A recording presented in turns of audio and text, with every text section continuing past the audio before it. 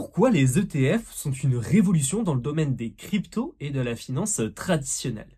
Alors pour ceux qui ne me connaissent pas, je m'appelle Dim Decrypt, vulgarisateur du Web3 et de la finance décentralisée, pour vous aider à reprendre le contrôle sur votre argent.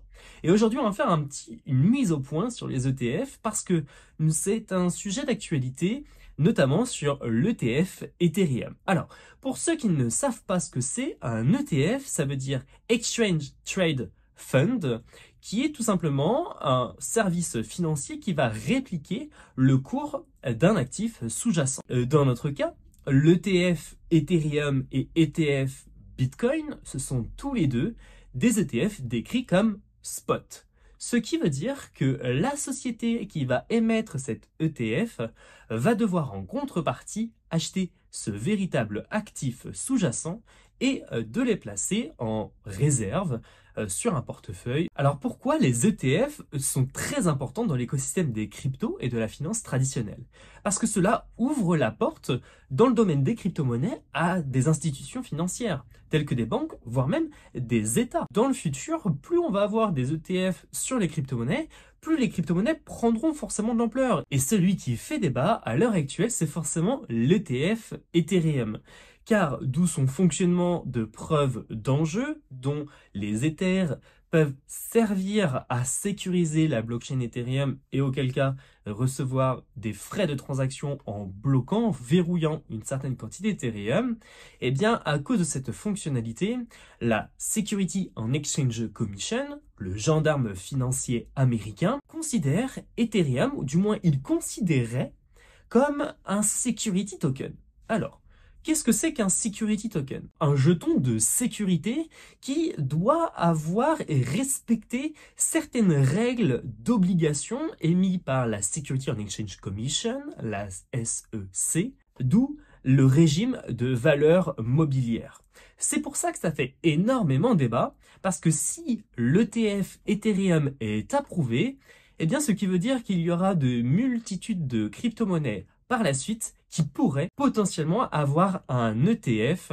Et cet ETF a aussi un aspect assez politique, car le Parti démocrate, dont fait partie Joe Biden, commence à s'apercevoir que les crypto-monnaies pourraient influencer le vote de la présidentielle de novembre. Et donc le gendarme financier américain va suivre les recommandations du Parti démocrate. Et il faut savoir qu'il y a eu une étude qui a été publiée le 7 mai dernier par l'association Blockchain qui révèle que 20% des électeurs dans les swing states, donc les États qui sont un peu indécis, considèrent que les crypto-monnaies a une place importante dans leurs décisions d'élection.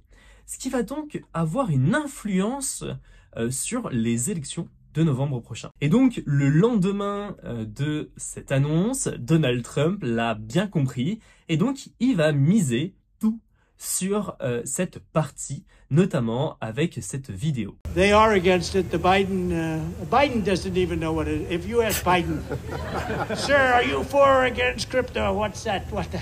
Get me off the stage. He's saying, get me off the stage.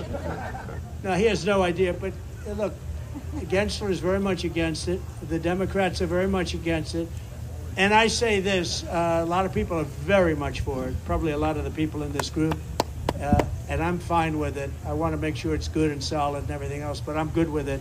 And if you like crypto in any form, and it comes in a lot of different forms, if you're in favor of crypto, you better vote for Trump. Et donc cette étude ressort que 40% des électeurs américains souhaiteraient que les candidats parlent davantage de crypto, que 55% des électeurs ont peur que les décideurs politiques étouffent l'innovation à cause d'une réglementation excessive. 40% des électeurs ne feront pas confiance à un candidat qui interfère avec la crypto et que 30% des électeurs seraient plus enclins à voter pour un candidat en faveur de la crypto. Et le 16 mai dernier, un accord bipartisan, donc ce qui veut dire que les démocrates et les républicains se sont mis d'accord pour annuler une décision du gendarme financier américain qui imposait de lourdes charges comptables pour les entreprises qui permettaient de mettre des crypto-monnaies dans leur trésorerie. Donc, bref, il y a vraiment toutes les planètes qui s'alignent au même moment, ce qui est un peu troublant et ce qui n'est pas forcément que du hasard, parce que les décideurs politiques souhaiteraient faire belle figure face à leurs électeurs. Et donc, l'ETF Ethereum aura forcément un impact sur le prix de l'Ether et de d'autres crypto-monnaies, que ce soit à la hausse et à la baisse. Notamment, il y a un adage dans le marché financier classique qui décrit « Buy the rumor, sell the news ». Achetez quand il y a des rumeurs et vendez quand l'annonce est officielle. Et c'est ce qui s'est passé sur l'ETF Bitcoin lorsque la SEC a déclaré le lancement de cet ETF. Et ce que nous pourrions aussi avoir vraiment sur du court terme sur Ethereum. Donc faites attention car la volatilité y sera très présente sur ce type d'annonce. Et si nous aurions des ETF qui arriveraient par la suite sur d'autres crypto-monnaies, ce sera exactement, voire même pire, sur de la volatilité excessive. Donc faites attention et mesurez bien vos risques sur les cryptos. Parce que je sais que c'est un sujet qui n'est pas facile à comprendre. Donc s'il y a des aspects que vous n'avez pas forcément compris, n'hésitez pas à me poser vos messages dans les commentaires. Vous retrouverez bien évidemment en description toutes les ressources si vous souhaitez faire vos petites recherches. Par la suite, n'hésitez pas à vous abonner, à cliquer sur le j'aime, à partager cette vidéo pour ceux qui souhaiteraient en savoir davantage sur les ETF. Et on se retrouve sur une prochaine vidéo sur la chaîne Dim Decrypt. Ciao ciao!